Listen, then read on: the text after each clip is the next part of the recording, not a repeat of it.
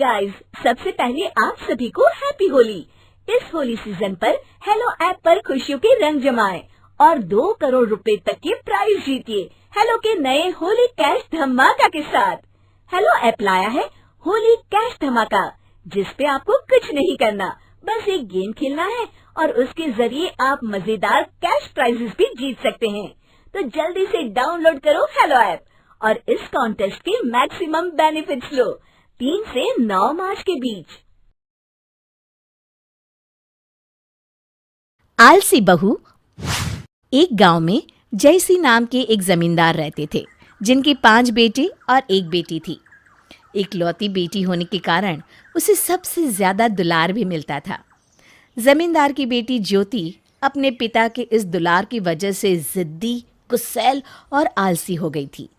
एक दिन जमींदार की पत्नी सुधा ने उनसे कहा, अजी, बेटी तो पराया धन होती है, तुम इसे इतना सिर ना चढ़ाओ, शादी के बाद कैसे निभाएगी। तब जमींदार ने कहा, तुम चिंता मत करो, मैं इसके ससुराल कहीं ना कर भिजवा दूंगा।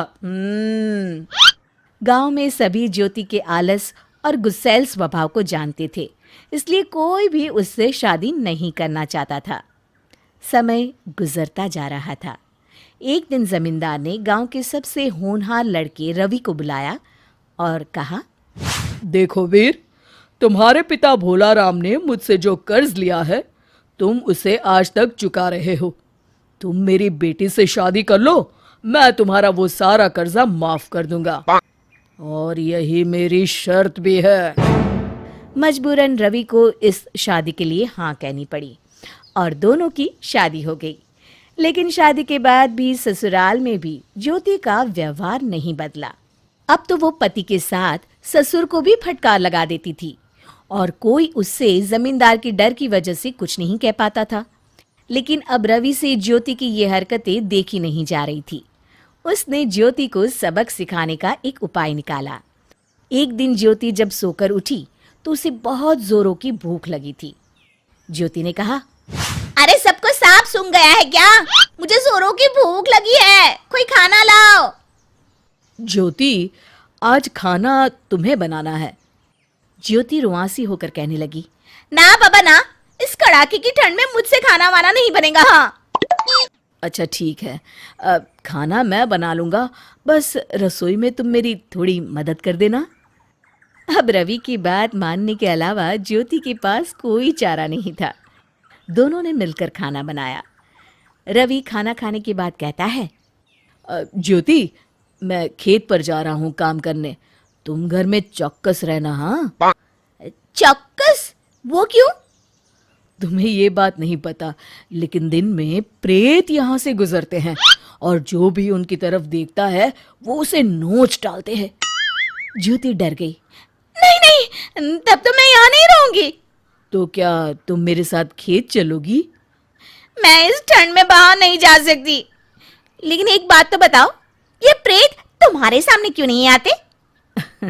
मेरे सामने भी आते हैं, पर जो उनकी तरफ देखता है या उनसे आंख मिलाता है, प्रेत उसी पर हावी हो जाते हैं। इसीलिए तो हम अपने दिन भर के काम में इतना व्यस्त रहते हैं, ताकि उनकी तरफ देखने का समय ना मिले। अच्छा, अब मैं जा रहा हूँ। इतना कहकर रवि खेतों की ओर चल दिया। घर में खाली बैठी ज्योति को अब ये सोचकर डर लगने लगा। उसने सोचा, हे भगवान, अब मैं क्या करूं? यहाँ अकेले मुझे काम करते रहना चाहिए ताकि मेरा भी ध्यान प्रेत पर न जाए। अब बिना माँ के काम करना ज्योति की मजबूरी बन गई थी। वो डर से खाली भी नहीं बैठ सकती थी। उसने मन में सोचा, रवि के आने से पहले क्यों ना खाना ही बना लूं। उस रात को खाना ज्योति ने बनाया। रवि जब घर आया तो देखा पूरा घर साफ होने के साथ साथ रात का खाना भी बन गया है। ये देखकर वो बहुत ही खुश हुआ। ज्योति ने कहा, आज प्रेत नहीं आए जी, मैं पूरा दिन काम में ही जुटी रही। हाँ, तभी शायद वो बगल से निकल गए होंगे। इसके बाद अब रोज ज्योति डर के मारे काम करने लगी और धीरे धीरे उसका स्वभाव बदल गया। 2 महीने निकल गए और एक दिन जमींदार अपनी पत्नी के संग अपनी बेटी ज्योति से मिलने आए। ज्योति को देख वो दंग रह गए। वो तो भाग भाग कर घर का सारा काम कर रही थी। उसके शरीर में बिल्कुल भी आलस नहीं था। माता पिता को देखकर ज्योति उनके गले से लिपट गई और बोली, पिताजी यहाँ खाली मत बैठिए। माँ आप भी ना यहाँ जल्दी से कुछ काम करिए, नहीं तो प्रेत आप दोनों को भी नुकसान पहुंचाएंगे। जमींदार को बेटी की बात माननी पड़ी और वो आंगन में रखे भूसे को घर में रखने लगे। शाम को जब रवि और उसके पिता खेत से लौटे तो दोनों अचंभित खड़े देखते रह गए। किसान ने जमींदार से क्षमा मांगी। मुझे तो कुछ समझ में नहीं आ रहा है। बेटा रवि, ये कैसा प्रेत, किस प्रेत की बात कर रही है ये? रवि ने जमींदार से सारी बातें बताई। पिताजी मुझे माफ करिएगा, लेकिन मैंने ज्योति के आलस को दूर करने के लिए ये प्रेत वाला झूठ बोला था और भोली भाली ज्योति प्रेत वाली बात को सच मानकर खाली बैठने से डरने लगी और काम करने लग गई। अब देखिए ना, आपकी बेटी कितनी मेहनती और समझदार हो गई है। रवि की समझदारी और चालाकी से ज्योति के माता पिता बहुत खुश थे और सभी प्रेत वाली बात पर हंसने लगे।